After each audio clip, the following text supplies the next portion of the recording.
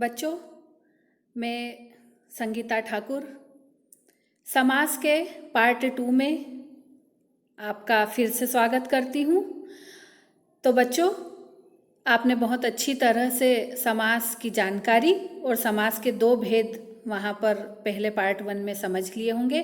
अब इस पार्ट 2 में समास के जो बाकी 4 भेद हैं, मैं उनके बारे में बात करूँगी।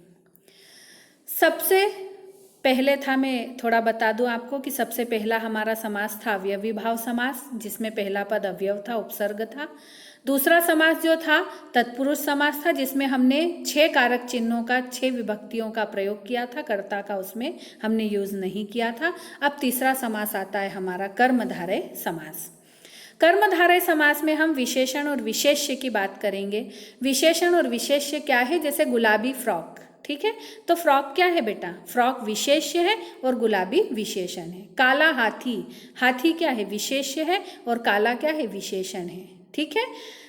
फिर मीठी चॉकलेट, ठीक है, चॉकलेट क्या है? विशेष्य है और मीठी क्या है? विशेषण है। तो आप विशेषण और विशेष्य को समझ गए होंगे। इसी को हम उपमेय और उपमान भी कह सकते हैं, ठीक।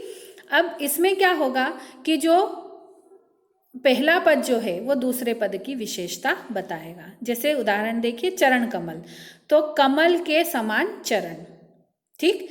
चरण किसके समान है? कमल के समान है, ठीक है। तो पहला पद दूसरे पद की क्या बता रहा है? विशेषता।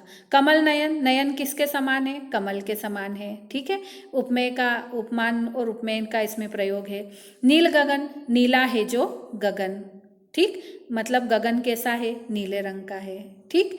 तो कर्मधारय समास में हम ये एग्जाम्पल के द्वारा इसको समझेंगे और मुझे ये बताना, चरण कमल, कमल नयन और नील गगन, इसके द्वारा मैं आपको कर्मधारय समास की पहचान बता रही हूँ कि आप इसको कैसे पहचानेंगे, ठीक है। चरण कमल, तो कमल, कमल के समान है क्या? चरण।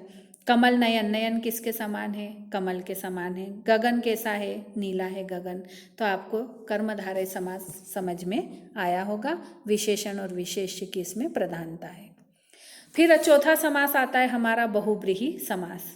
बहुब्रीहि समास में न पहला पद प्रधान होता है, ना ही दूसरा पद प्रधान होता है, अपितु इसमें कोई तीसरा ही अर्थ हमारे सामने आता है ना। किसी तीसरे ही अर्थ को ये व्यक्त करता है, तो वो बहुब्रीहि समास है। एग्जाम्पल देखिए, दशानन। अब बच्चों, मैंने आपको दशानन कहा, तो दशानन से आप क्या समझे कि दशानन कौन है? रावण, ठीक। पंचानन, 5 मुख किसके बताए गए हैं?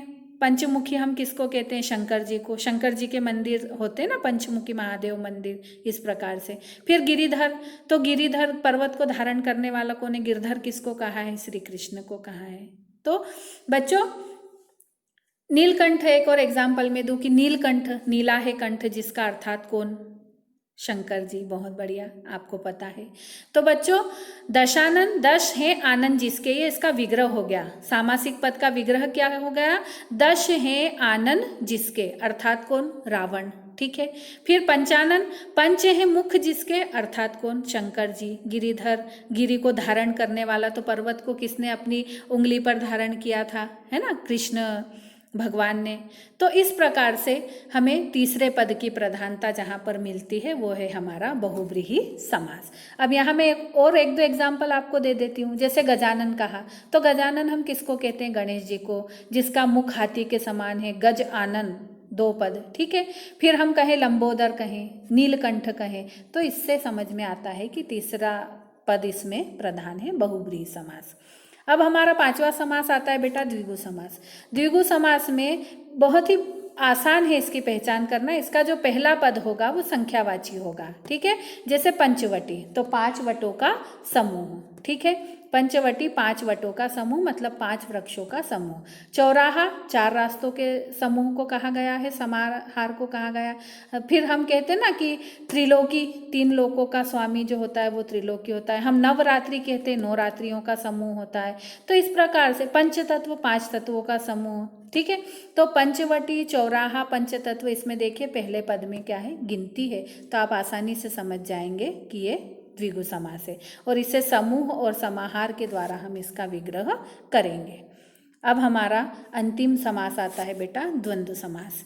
द्वंद्व समास में दोनों जो पद होते हैं वो दोनों पद प्रधान होते हैं और इनका विग्रह करने पर और, एवं, तथा, या, अथवा शब्दों का प्रयोग किया जाता है जब विग्रह करते हैं। ठीक है, जैसे सामासिक पद है हमारे पास लाभ हानि, तो या तो लाभ होगा या हानि होगी, तो या शब्द का प्रयोग हो जाएगा। हानि और लाभ के बीच आपको जो डैश दिखाई दे रहा है उसको हम हिंदी में योजक चिन्ह कहते हैं, वो योजक चिन्ह है। विग्रह करने पर योजक चिन्ह का लोप हो जाता है। नर नारी, तो नर और नारी में योजक चिन्ह है, योजक चिन्ह हट जाएगा और उसकी जगह लग जाएगा नर और नारी। ठीक है, तो बच्चों उसी प्रकार माता पिता, दिन रात, सुबह शाम, काला गोरा, तो काला या गोरा, तो इस प्रकार से जो अपोजिट वर्ड होंगे उसमें या अथवा लगेगा और जो संयोजी शब्द होंगे उनमें और, तथा, एवं लगेगा।